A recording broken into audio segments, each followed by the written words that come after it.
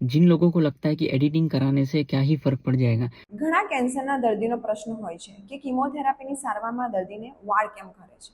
તો ચલો આજે આપણે જાણીશું કે ખરેખર કિમોથેરાપી શરીરમાં શું કામ કરે છે. કિમોથેરાપી એ એક દવા છે જેનું કામ શરીરમાં ઝડપથી વધતા કોષોને શોધીને તેને મારવાનું છે.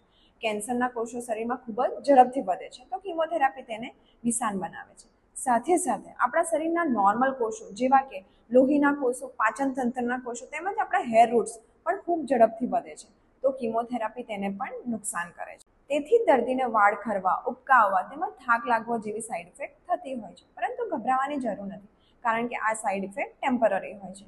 કિમોથેરાપીની સારવાર પૂરી થતાં દર્દીનું શરીર હીલ થવા માંડે છે, ખરેલા વાળ પર પાછા આવી જાય છે. કિમોથેરાપી ભલે ટફ છે પરંતુ કેન્સર સામે લડવા માટે ખૂબ જ અગત્યનું હથિયાર છે અને હવે તો મેડિકલ સાયન્સે ખૂબ જ પ્રગતિ કરી છે. આપણી પાસે ટાર્ગેટેડ થેરાપી અવેલેબલ છે જેમાં દર્દીને વાળ ખરવા જેવી સમસ્યા નથી થતી હોતી, જે અંગે આપણે નેક્સ્ટ રીલમાં ડિટેલમાં જોઈશું.